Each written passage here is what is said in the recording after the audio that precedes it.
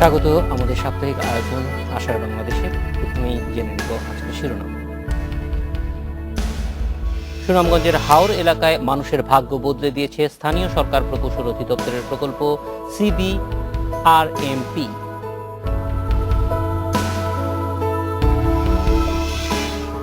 বরেন্দ্র অঞ্চলে থেকে হারিয়ে যাওয়া ৩৩ জাতের সুগন্ধি ধান চাষ হচ্ছে চাঁপাইনবাবগঞ্জে।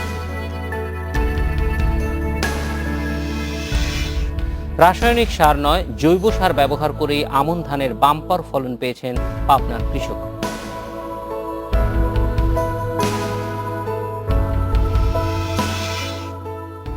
সুনামগঞ্জের হাওড় এলাকার অন্তত ৫ লাখ মানুষের ভাগ্য বদলে দিয়েছে স্থানীয় সরকার প্রকৌশল অধিদপ্তরের কমিউনিটি বেসড রিসোর্স ম্যানেজমেন্ট প্রকল্প। প্রকল্পের কাজ করে ৯০,০০০ পরিবার এখন স্বাবলম্বী। হাওর এলাকার হতদরিদ্র মানুষের ভাগ্য উন্নয়নে ২০০৩ সালের জানুয়ারিতে স্থানীয় সরকার প্রকৌশল অধিদপ্তর চালু করে কমিউনিটি বেসড রিসোর্স ম্যানেজমেন্ট প্রকল্প CBRMP। সুনামগঞ্জের ১১টি উপজেলার ৯০,০০০ পরিবারকে স্বাবলম্বী করার লক্ষ্য নিয়ে শুরু হয় এর কার্যক্রম। এই প্রকল্পের আওতায় ৩০০টি বিল রক্ষণাবেক্ষণ ও খনন করা হয়। বিরল প্রজাতির মাছ সংরক্ষণ ও অভয়াশ্রম গড়ে তুলে প্রত্যন্ত গ্রামে বন্যারোধক ব্লকের রাস্তা নির্মাণ করা হয়েছে। প্রকল্পের আওতায় বৃক্ষরোপণ, ঋণদান এবং বিভিন্ন রকমের প্রশিক্ষণের ব্যবস্থাও করা হয়। হাঁটি হাঁটি পা পা করে প্রকল্পটি আজ আস্থা তৈরি করতে পেরেছে এ অঞ্চলের মানুষের কাছে। বিল রক্ষণাবেক্ষণ ও খননের ফলে বিরল প্রজাতির মাছ বিলুপ্তির হাত থেকে রক্ষা পেয়েছে। পর্যাপ্ত বৃক্ষরোপণ করায় তৈরি হয়েছে পাখির অভয়ারণ্য। এছাড়া প্রায় ৩০০ কিলোমিটার বন্যা নিরোধ রাস্তা নির্মাণ করায় গ্রামের মানুষের জন্য যাতায়াত ব্যবস্থাও হয়েছে সহজ। বিভিন্ন বিলুপ্ত প্রজাতির মাছ বৃদ্ধি পাইছে। এখন আমরা বিলের মাছের সঙ্গে সম্পূর্ণ, এবং আমরা যারা গরিব আসলাম তারাও আর্থিকভাবে লাভবান হয়েছে। এই রাস্তা দিয়া স্কুলে বাচ্চারা দৈনিক যাওয়া আসা করে, তারপরে মসজিদ ও মুসল্লিরা যাওয়া আসা করে। হাওরের ধান আমরা উঠাইতো অনেক সহজে আনিলে, আগে আমরা মাথার থরির আনন্দ লাগতো, এখন গাড়ি দিয়ে সরাসরি বাড়িতে লিয়ে যাই। প্রকল্পের বিভিন্ন খাত থেকে যা আয় হয় তা ভাগ করে দেওয়া হয় উপকারভোগীদের মধ্যে। গত ১১ বছর ধরে এখানে কাজ করে জেলার ৯০,০০০ পরিবারের ৫ লাখেরও বেশি মানুষ এখন অর্থনৈতিকভাবে হয়েছেন স্বাবলম্বী। বদলে গেছে হাজার হাজার হতদরিদ্রের ভাগ্য। শুধু তাই নয়, এ প্রকল্প থেকে সরকারও আয় করেছে প্রায় ২.৫ কোটি টাকার রাজস্ব। এই প্রজেক্ট থেকে আমরা অনেকেরই উপকার হয়েছে। অনেকের বাচ্চা কাচ্চারা আমরা স্কুলে লেখাপড়া করাইতে পারতেছি। অনেকের আমরা আগে যে দুর্দিন আছিল কিছুটা মোটামুটি আমরা এখন সুফলভোগী হয়েছে। আমরা মোটামুটি একটু শান্তিতে আমরা চলাফেরা করতেছি বউ বাচ্চা নিয়ে। এইরকম আরও যেন কাজ হয় বিচ্ছন এই CBRMPর মারফতে বা অন্য অন্য সংস্থার মারফতে। আমরা চাই যে গ্রামের খুবই এইরকম যে হোক, আরও রাস্তা আছে, এই রাস্তাগুলো করে দেওয়া হোক। গত জুনে এই প্রকল্পটির মেয়াদ শেষ হয়। প্রকল্পের লক্ষ্য ও উদ্দেশ্য সফল হয়েছে উল্লেখ করে আগামীতেও এ ধরনের প্রকল্প চালু করার কথা জানান এর সঙ্গে জড়িতরা।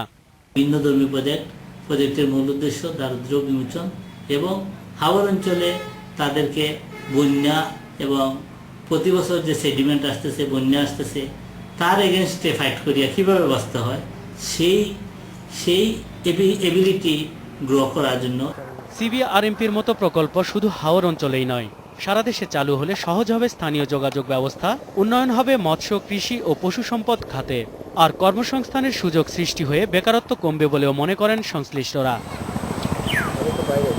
নজরুল ইসলাম তমাল, ইন্ডিপেন্ডেন্ট নিউজ। এ বিষয়ে আলোচনার জন্য আমাদের সঙ্গে আছেন CBRMP প্রকল্পের প্রকল্প পরিচালক শেখ মোহাম্মদ মহসিন এবং ইফাদের নলেজ ম্যানেজমেন্ট অফিসার শামীম আর রাশিদ। কথা বলছি তাদের সঙ্গে। স্বাগত আপনাদের দুইজনকে। মহসিন সাহেব, আমি প্রথমেই জানতে চাইব যে এই যে প্রকল্পটি নেওয়া হলো বিশেষ করে মাছ এবং মৎস্যজীবীদের নিয়ে, তাদেরকে হাওর অঞ্চলে, সেইটি নেওয়ার ক্ষেত্রে প্রথমে কোন জিনিসটি কাজ করেছে, অর্থাৎ এই কমিউনিটিতে যাওয়ার উদ্দেশ্যটা কি ছিল? আসলে এই প্রকল্পটা যদি বলি যে ওভারঅল ৯০,০০০ পরিবারের জীবনমান উন্নয়নের জন্য প্রণীত, এবং শুধুমাত্র জলাশয় অথবা মৎস্য সম্পদ দিয়ে কিন্তু বিভিন্ন যে ক্যাটাগরির মানুষ যারা আছে তাদের কিন্তু সম্ভব না। শুধু মৎস্যটাই মেইন দিয়ে এটাতে চ্যালেঞ্জিং, কিন্তু এখানে আছে কৃষি, agriculture and live stock component, সাথে আছে লেবার ইন্টেন্সিভ ইনফ্রাস্ট্রাকচার ডেভেলপমেন্ট। তো প্রত্যেকটা কম্পোনেন্ট, এবং আছে আপনার ক্ষুদ্র ঋণ কার্যক্রম, যাতে একটা দরিদ্র মানুষ যে যেই পেশায় অবস্থান করুক না কেন, তাকে সেই পেশায় সহযোগিতা দেওয়ার জন্য যা যা কিছু দরকার সেটাই কিন্তু এই প্রকল্পের ভিতরে ছিল।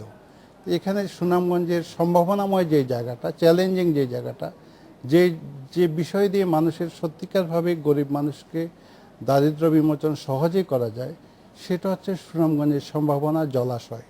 আপনি নিশ্চয়ই জানেন সুনামগঞ্জে প্রায় 1000-এর অধিক কিন্তু জলাশয় আছে, যেটাকে আমরা বলি বিল বলি।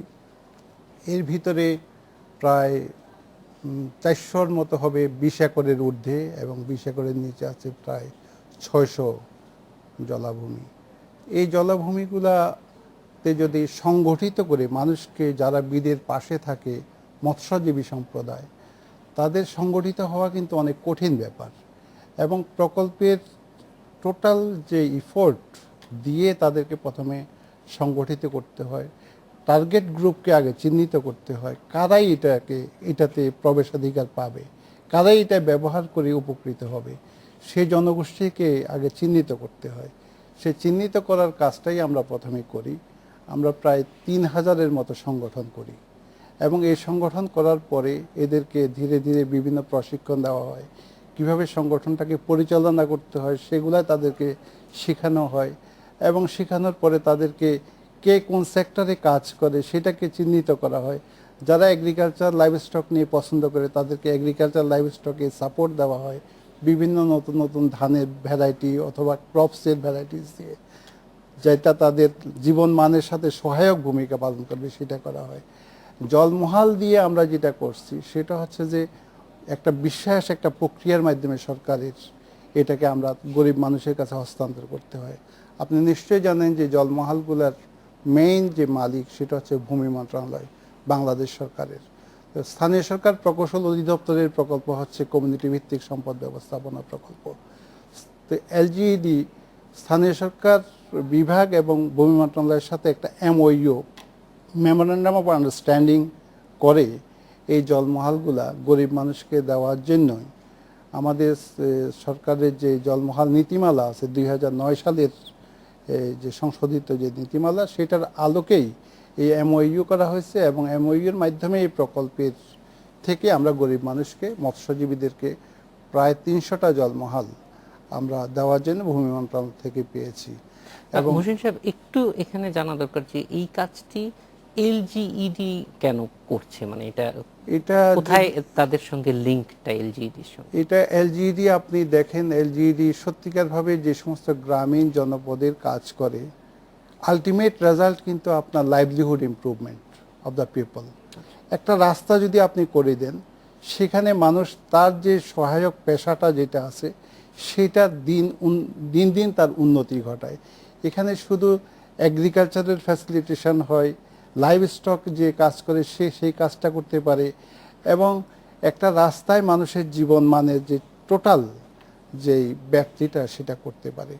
এখন ধরেন এখানে সরকারের এবং আমাদের যে উদ্দেশ্য, দেশের আমাদের এলজিইডির যে উদ্দেশ্য আলটিমেটলি হচ্ছে যে লাইভলিহুড ইমপ্রুভ করা, একটা স্থায়িত্বশীল জীবিকা মানুষকে দেওয়া। জি, আমরা একটু শামীম আরা শিউলির কাছে যাব। আপা, আপনি এই বিষয়টি দেখছেন যে বিশেষ করে ইফাদের পক্ষ থেকে যে এখানে কি ধরনের সাফল্য মানুষের কাছে এই প্রকল্প পৌঁছে দিতে পেরেছে, আমাদের প্রথমে একটু জানাবেন যে কি ধরনের সাফল্য আপনি গ্রামীণ জনপদে দেখেছেন?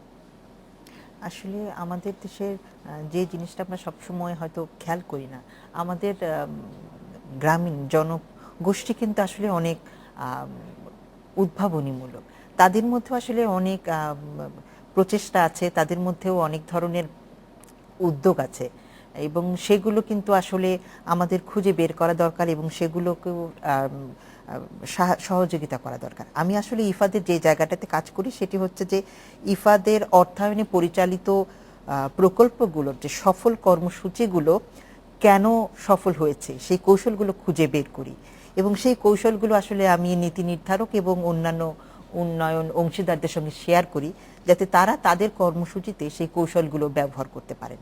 তো আমার কাছ থেকে আমার পর্যবেক্ষণে যেটা মনে হয়েছে যে আমাদের গ্রামীণ জনগোষ্ঠীর মধ্যে প্রবল ইচ্ছা শক্তি আছে, তাদের আসলে সামান্য একটু সহযোগিতা, তারা পরিশ্রমী, তাদের একটু সহযোগিতা দরকার, এবং তাদের একটা রাস্তা, সামান্য একটা রাস্তা কিংবা সামান্য একটু ক্ষুদ্র ঋণ, এগুলো তাদের অনেক দূর এগিয়ে দিতে পারে। তারা আসলে করতে চায়, কিন্তু তাদের সেই করার জন্য তাদের সেই ক্যাপাসিটি বিল্ডিংটা করা প্রয়োজন। সিবিআরএমপি প্রজেক্টটা স্পেশালি এই যে অনেকগুলো ক্ষেত্রে কাজ করছে, যে মৎস্যজীবীদের নিয়ে কাজ করছে, যারা লাইভ স্টকে আছে তাদের নিয়ে কাজ করছে, আবার ইনফ্রাস্ট্রাকচারাল ডেভেলপমেন্টের মধ্যেও কাজ করছে। এইটার সমন্বয়টা কিভাবে হচ্ছে এবং তাতে এই গ্রামীণ জনপদের মানুষ কিভাবে উপকৃত হচ্ছে আপনি মনে করেন? আসলে এই প্রজেক্টের অনেকগুলো উপাদান, কিন্তু এটা খুব সুন্দরভাবে পরিচালনা করার জন্য আসলে একটা সেন্ট্রাল ইউনিট ছিল যারা সুন্দরভাবে সেটা কোঅর্ডিনেট করেছে। এবং তাছাড়া আমি যেটা বলবো যে আমার নলেজ ম্যানেজমেন্টের দৃষ্টিভঙ্গি দিয়ে যে এই প্রজেক্টের অন্যতম সাফল্য হচ্ছে যে বাংলাদেশ সরকারের বিভিন্ন যে ডিপার্টমেন্ট তারা যে একসঙ্গে কোঅর্ডিনেটেড ওয়েতে কাজ করতে পারে, এই প্রজেক্ট আসলে সেটা প্রুফ করেছে। এখানে যদিও আলাদা আলাদা কাজ, যেমন লাইভ স্টক, এগ্রিকালচার, প্রত্যেকটা সরকারের যে একদম গ্রাসরুট লেভেলের যে অর্গানাইজেশনগুলো তারা আসলে খুব সমন্বিতভাবে কাজ করেছে। এবং শুধুমাত্র সেই কারণে গ্রামীণ জনগোষ্ঠীর কাছে এটা কোনো বিচ্ছিন্ন প্রজেক্ট বা বিচ্ছিন্ন কর্মসূচি মনে হয়নি।